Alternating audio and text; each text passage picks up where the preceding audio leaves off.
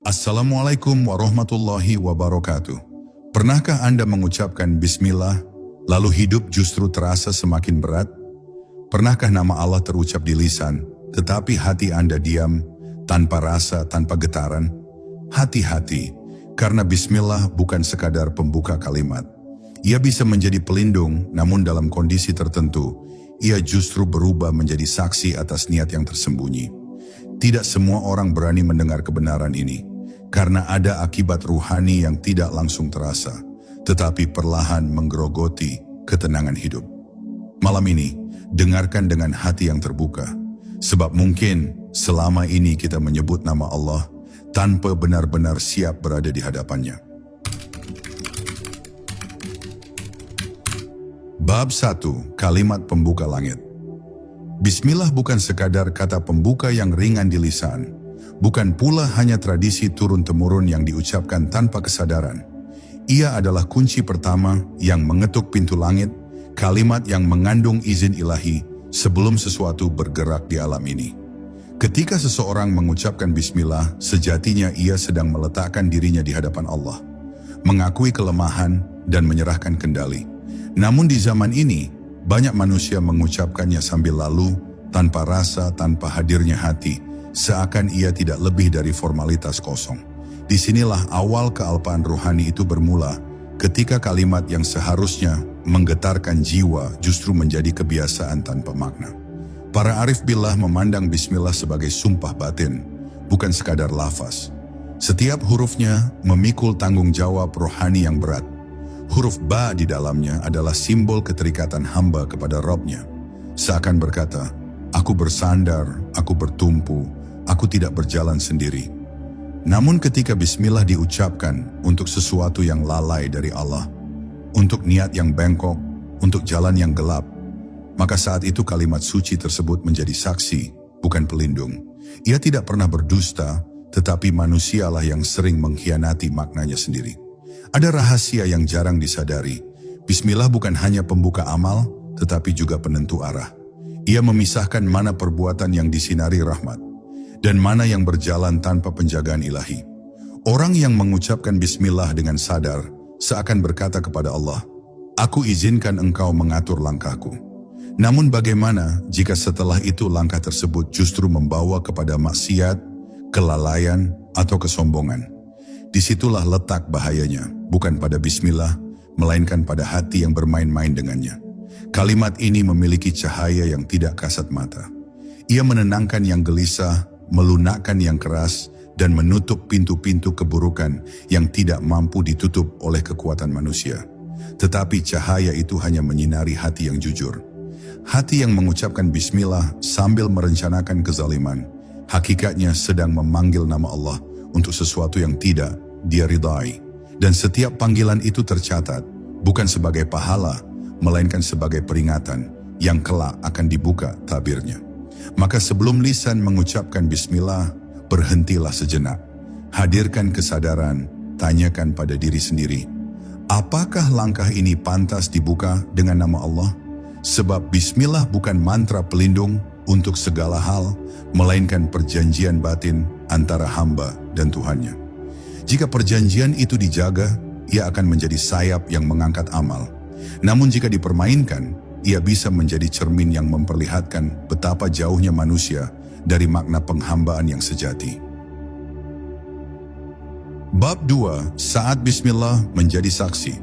Tidak semua ucapan bismillah berbuah ketenangan, karena ketenangan lahir dari keselarasan antara lisan, niat, dan arah langkah. Ada kalanya manusia menyebut nama Allah, tetapi hatinya sedang berjalan menjauh darinya. Pada saat itu bismillah tidak turun sebagai pelindung, melainkan berdiri sebagai saksi. Ia menyaksikan kontradiksi batin yang halus namun nyata. Lisan memanggil Tuhan, sementara niat menyembunyikan kepentingan dunia yang gelap. Dan saksi yang paling jujur adalah nama Allah itu sendiri. Di alam ruhani, setiap ucapan memiliki bobot. Bismillah yang keluar dari hati yang bersih memancarkan cahaya, namun bismillah yang keluar dari hati yang licik justru memperjelas kegelapan. Bukan karena kalimat itu berubah, tetapi karena hati manusialah yang tidak siap menampung kesuciannya. Seperti air jernih yang dituangkan ke dalam bejana kotor, ia tidak mengotori air, melainkan menyingkapkan betapa kotornya wadah itu sendiri. Begitulah bismillah bekerja dalam diam. Banyak orang tidak sadar bahwa menyebut nama Allah berarti mengundang pengawasannya.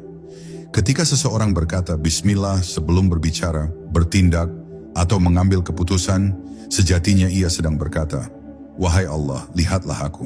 Maka celakalah jika setelah itu yang dilakukan adalah kebohongan, pengkhianatan, atau kezaliman. Bukan karena Allah murka tanpa sebab, tetapi karena manusia sendiri yang membuka pintu pertanggungjawaban dengan penuh kesadaran.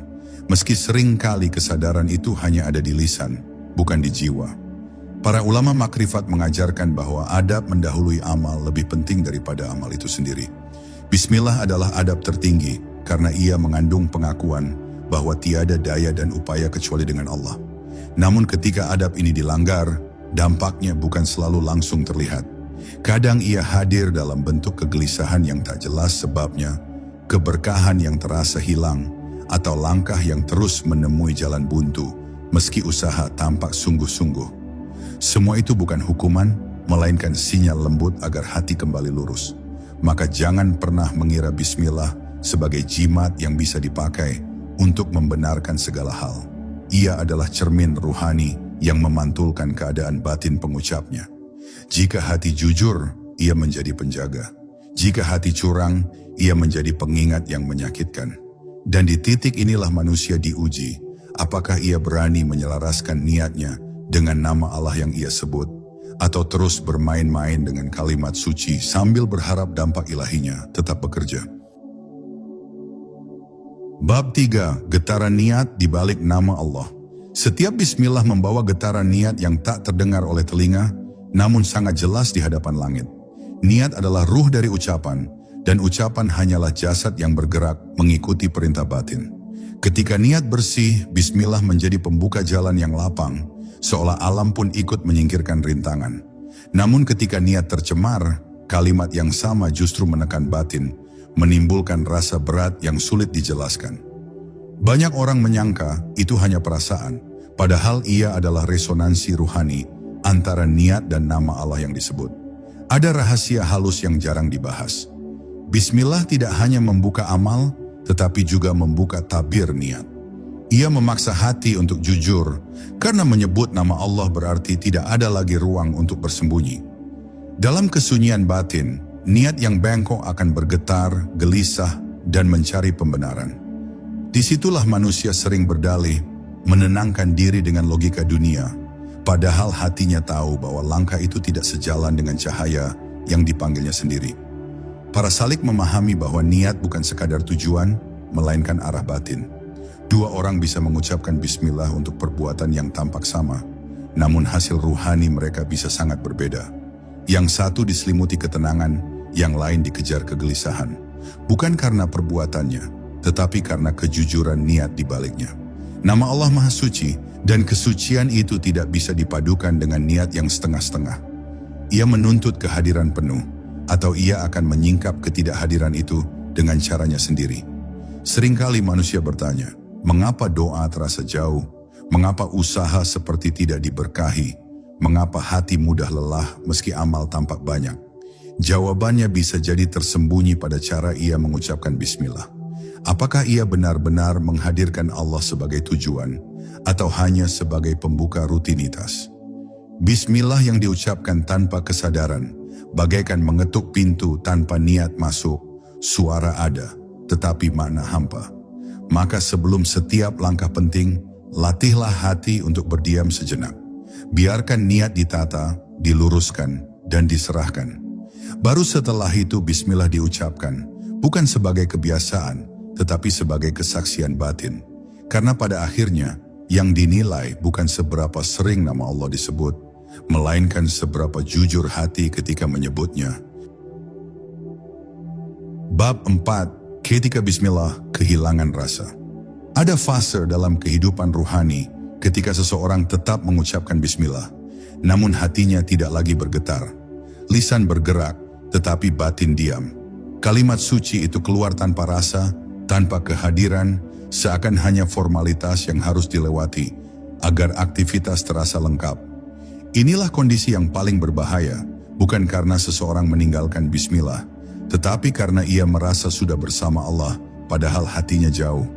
Kehilangan rasa adalah tanda halus bahwa jiwa sedang letih, atau lebih tepatnya, sedang lalai. Rasa bukan sesuatu yang bisa dipaksakan, tetapi ia bisa dirawat. Para ahli makrifat mengatakan, rasa hadir ketika hati tunduk. Ketika seseorang merasa cukup dengan ilmunya, amalnya, atau pengalaman spiritualnya, disitulah rasa mulai mengering. Bismillah yang seharusnya menjadi pertemuan antara hamba dan Rabb, berubah menjadi suara kosong yang memantul di dada sendiri. Bukan Allah yang menjauh, melainkan hati yang terlalu sibuk dengan dirinya sendiri. Ada orang yang heran, mengapa dahulu setiap mengucap bismillah, hatinya tenang, tetapi kini terasa biasa saja. Ini bukan tanda ditinggalkan, melainkan panggilan untuk kembali merendah. Sebab Allah mendidik hambanya bukan hanya dengan manisnya rasa, tetapi juga dengan keringnya jiwa, agar manusia tidak bergantung pada kenikmatan spiritual, melainkan pada keikhlasan. Di titik ini bismillah menjadi ujian. Apakah ia tetap diucapkan dengan adab meski tanpa rasa, atau ditinggalkan karena dianggap tak lagi bermakna? Sesungguhnya bismillah yang diucapkan dalam keadaan kering justru memiliki nilai tersendiri jika disertai kesadaran dan kerendahan hati. Ia menjadi pengakuan jujur bahwa hamba sedang lemah, sedang jauh, dan sedang membutuhkan. Namun jika kekeringan itu diabaikan, lalu bismillah terus dipakai tanpa introspeksi, disitulah kalimat suci ini benar-benar dipermainkan. Bukan dengan niat jahat, tetapi dengan kelalaian yang panjang. Maka ketika rasa itu hilang, jangan buru-buru menyalahkan keadaan. Duduklah bersama hatimu, tanyakan dengan jujur, apa yang membuatku sibuk hingga lupa menghadirkan Allah? Karena bismillah bukan sekadar pembuka aktivitas, melainkan penanda kualitas hubungan. Jika hubungan itu dirawat, rasa akan kembali. Jika tidak, bismillah akan tetap terdengar, namun hanya sebagai gema tanpa cahaya. Bab 5. Bismillah dan tabir kehidupan. Bismillah sejatinya bukan hanya pembuka amal, tetapi juga pembuka tabir. Ia membuka cara pandang, memperlihatkan bahwa setiap peristiwa berjalan dalam izin Allah. Namun ketika kalimat ini diucapkan tanpa kesadaran, tabir justru menebal. Manusia melihat sebab, tetapi lupa pada yang menggerakkan sebab. Ia sibuk mengatur strategi, menghitung kemungkinan, dan menumpuk rencana, sambil sesekali menyebut nama Allah hanya sebagai pengaman batin. Di titik ini, bismillah kehilangan fungsinya sebagai cahaya penyingkap, dan berubah menjadi sekadar simbol. Orang-orang yang hidup dengan bismillah yang sadar, akan merasakan perbedaan halus dalam memaknai kejadian. Ketika berhasil, hatinya tidak melonjak berlebihan karena ia tahu siapa yang memberi jalan. Ketika gagal, jiwanya tidak runtuh sepenuhnya karena ia paham siapa yang sedang mendidik. Inilah buah dari bismillah yang hidup. Ia tidak menghilangkan ujian, tetapi mengubah cara memandang ujian. Sebaliknya, bismillah yang mati hanya menempel di awal kalimat, tidak ikut berjalan di sepanjang proses. Ada rahasia besar yang sering luput. Menyebut nama Allah berarti siap menerima ketetapannya. Banyak orang mengucap bismillah dengan harapan hasil sesuai keinginan, bukan sesuai hikmah. Ketika kenyataan berbeda, hatinya protes, kecewa, bahkan merasa doanya sia-sia. Padahal sejak awal, bismillah mengajarkan kepasrahan, bukan transaksi. Ia mengajak hamba untuk melangkah sambil menyerahkan hasil, bukan menuntut sesuai kehendak diri. Dalam perjalanan hidup, tabir sering turun, bukan sebagai hukuman, tetapi sebagai pelajaran. Allah menutup sebagian pemahaman agar hamba belajar percaya. Disinilah bismillah berperan sebagai penopang batin. Namun jika bismillah hanya dijadikan alat agar hidup selalu mudah, maka saat kesulitan datang, iman pun terguncang. Bukan karena Allah tidak menolong, melainkan karena sejak awal hubungan dibangun di atas harapan palsu. Maka belajarlah mengucapkan bismillah dengan kesiapan menerima apapun yang Allah tetapkan setelahnya. Karena kalimat ini bukan janji bahwa hidup akan selalu lapang, tetapi janji bahwa setiap langkah berada dalam pengawasannya. Dan bagi hati yang sadar, pengawasan Allah jauh lebih menenangkan daripada jaminan dunia yang paling kokoh sekalipun. Bab 6. Adab tersembunyi dalam menyebut namanya. Setiap penyebutan nama Allah memiliki adab yang tidak tertulis, tetapi dirasakan oleh jiwa yang hidup. Bismillah menuntut kesiapan batin, karena ia bukan sekadar kata, melainkan izin. Izin untuk memulai, izin untuk bergerak, izin untuk berharap. Namun banyak manusia melompati adab ini, tergesa-gesa menyebut nama Allah tanpa menghadirkan kesadaran, seakan Allah harus selalu siap mengikuti langkahnya. Padahal dalam hakikat penghambaan, manusialah yang seharusnya menunggu isyarat, bukan sebaliknya. Adab pertama dalam bismillah adalah kerendahan hati. Mengakui bahwa tanpa Allah, tidak ada satu pun yang benar-benar berjalan. Ketika adab ini hilang, bismillah berubah menjadi formalitas spiritual, bukan pengakuan ketergantungan. Seseorang bisa terlihat religius di lisan, namun batinnya penuh rasa mampu, merasa cakap, merasa pantas, dan rasa merasa inilah yang paling halus mencuri makna bismillah, tanpa disadari pemiliknya. Para guru ruhani mengingatkan bahwa menyebut nama Allah tanpa adab ibarat memasuki istana raja tanpa menundukkan kepala. Bukan karena raja membutuhkan penghormatan, tetapi karena sikap itulah yang menjaga keselamatan diri sendiri.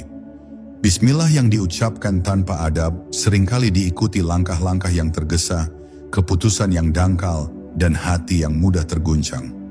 Semua itu adalah tanda bahwa hubungan belum terbangun secara utuh, masih terputus antara kata dan kesadaran. Ada pula adab kejujuran yang sering diabaikan. Jangan sebut bismillah jika hati sudah tahu arah langkahnya tidak lurus. Lebih baik diam, memperbaiki niat, lalu melangkah dengan sadar. Sebab nama Allah Maha Suci dan kesucian itu tidak layak dipanggil untuk membenarkan kebengkokan. Ketika adab ini dijaga, bismillah menjadi penjaga batin yang lembut namun tegas, menghalangi sebelum salah, bukan menghukum setelah jatuh. Maka belajarlah kembali pada adab yang sunyi ini. Adab yang tidak terlihat kamera, tidak terdengar telinga orang lain, tetapi disaksikan oleh langit. Karena di sanalah bismillah menemukan tempatnya yang sejati, bukan sebagai hiasan lisan, melainkan sebagai pengikat jiwa agar tetap tahu diri di hadapan Tuhan yang Maha Mengetahui. Bab 7, ketika bismillah menjadi penghalang, bukan pembuka. Ada satu keadaan ruhani yang jarang disadari manusia. Saat bismillah justru terasa berat diucapkan. Lisan ingin menyebutnya, tetapi hati seakan menahan. Banyak yang mengabaikan sinyal halus ini, lalu memaksa diri melangkah dengan menyebut nama Allah sambil menutup suara batin. Padahal beratnya bismillah seringkali bukan tanpa sebab. Ia adalah peringatan lembut bahwa ada sesuatu dalam niat atau arah langkah yang belum selaras dengan cahaya. Bismillah tidak selalu membuka jalan ke depan, terkadang ia justru berdiri sebagai penghalang penuh kasih. Ia menghentikan langkah sebelum jatuh, mengerem niat sebelum tergelincir. Namun karena manusia terbiasa menganggap bismillah sebagai formalitas wajib, ia tidak lagi mendengarkan pesan di balik rasa enggan itu.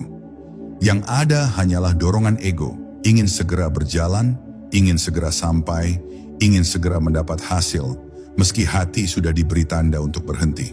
Dalam tradisi makhrifat, ada pemahaman bahwa ketika hati sulit menyebut nama Allah, itu bukan tanda jauhnya rahmat, melainkan dekatnya pengawasan. Allah sedang menjaga, bukan meninggalkan. Tetapi manusia sering salah membaca.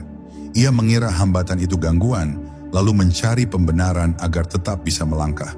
Disinilah bismillah yang seharusnya menjadi cahaya berubah menjadi cermin, memantulkan kegelisahan yang tidak ingin dihadapi. Seringkali setelah memaksakan langkah, barulah manusia mengerti. Keputusan terasa pahit, hasil tidak membawa ketenangan, dan hati justru semakin sempit. Bukan karena Allah tidak menolong, tetapi karena pertolongan itu sudah datang lebih awal dalam bentuk penahanan. Bismillah sudah mencoba menghentikan, namun tidak didengarkan. Maka pelajaran pun turun dalam bentuk pengalaman, bukan bisikan.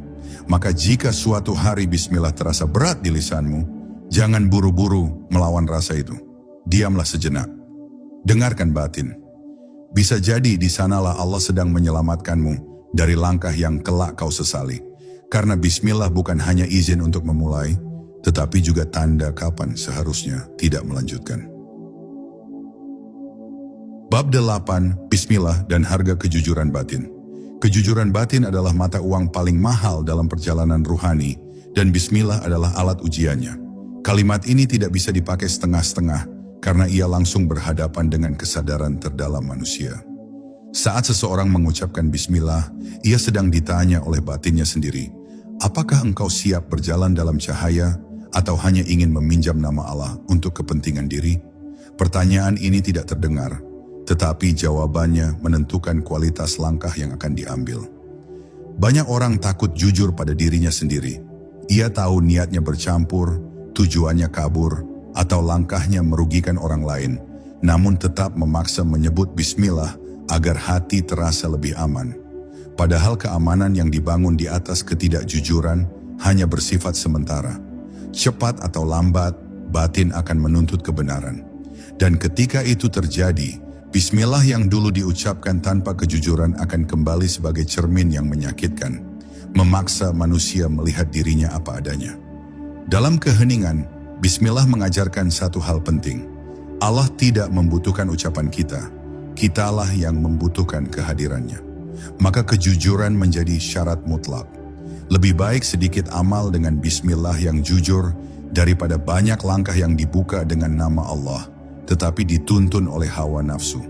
Kejujuran inilah yang menjaga kalimat suci itu tetap hidup, tetap bernapas, dan tetap memancarkan cahaya. Para salik sejati tidak sibuk memperindah lafaz, tetapi memperhalus niat. Mereka berhati-hati menyebut nama Allah, bukan karena takut, tetapi karena hormat.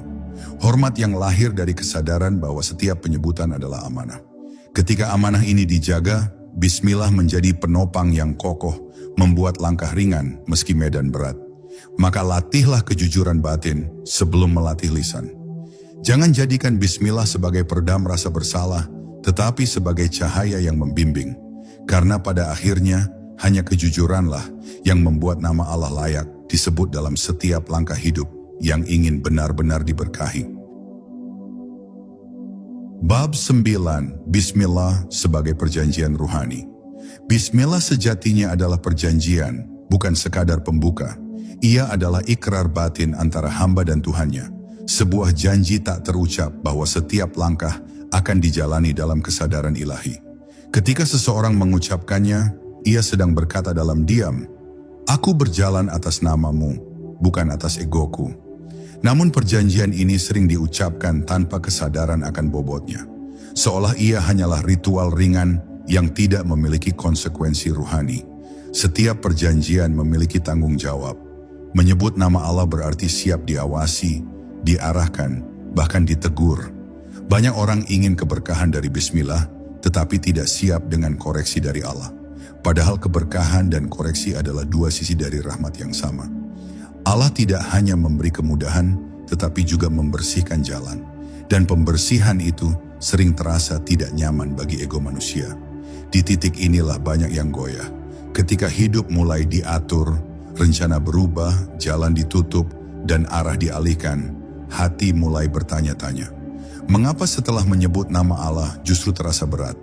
Jawabannya sederhana namun dalam. Karena perjanjian itu sedang bekerja. Allah sedang mengarahkan, bukan membiarkan. Tetapi ego manusia sering menganggap pengarahan sebagai hambatan, bukan perlindungan. Bismillah yang dipahami sebagai perjanjian membuat seseorang lebih tenang menghadapi perubahan. Ia tidak panik ketika rencana runtuh, karena ia tahu yang memegang kendali bukan dirinya. Ia tidak sombong ketika berhasil, karena ia sadar itu bukan murni hasil usahanya. Inilah kedewasaan ruhani yang lahir dari kesadaran akan perjanjian, bukan dari banyaknya lafaz. Maka berhati-hatilah menyebut nama Allah jika tidak siap menjalani konsekuensinya. Bukan karena Allah menakutkan, tetapi karena Dia Maha mendidik. Dan didikannya tidak selalu lembut dirasa, meski selalu penuh cinta di hakikat. Bismillah adalah pintu menuju didikan itu. Pintu menuju kehidupan yang tidak lagi sepenuhnya dikendalikan oleh ego, tetapi oleh kehendak ilahi. Bab 10. Menjaga kesucian Bismillah. Pada akhirnya, Bismillah mengajarkan satu hal yang sangat sunyi, namun mendasar. Menjaga kesucian hubungan antara hamba dan Tuhannya. Kalimat ini bukan untuk sering dipamerkan, bukan pula untuk dipakai sebagai pembenaran, melainkan untuk dijaga dengan rasa hormat. Ketika Bismillah dijaga kesuciannya, hidup menjadi lebih jernih, bukan karena bebas masalah, tetapi karena hati tahu kepada siapa ia kembali. Menjaga bismillah berarti menjaga niat sebelum bertindak, menjaga adab sebelum melangkah, dan menjaga kejujuran sebelum berharap. Ia menuntut keselarasan antara apa yang diucapkan dan apa yang dijalani. Disinilah banyak orang tersandung, bukan karena tidak mampu, tetapi karena tidak sabar untuk berhenti sejenak dan menghadirkan Allah dengan sungguh-sungguh. Padahal jeda singkat sebelum bismillah seringkali lebih berharga daripada langkah panjang tanpa kesadaran. Bismillah yang suci akan melahirkan keberanian yang tenang. Keberanian untuk berkata tidak pada yang tidak lurus. Keberanian untuk menunda demi kebaikan. Dan keberanian untuk menerima ketetapan Allah meski tidak sesuai harapan.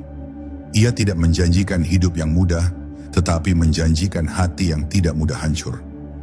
Dan janji inilah yang paling dicari oleh jiwa-jiwa yang lelah oleh dunia.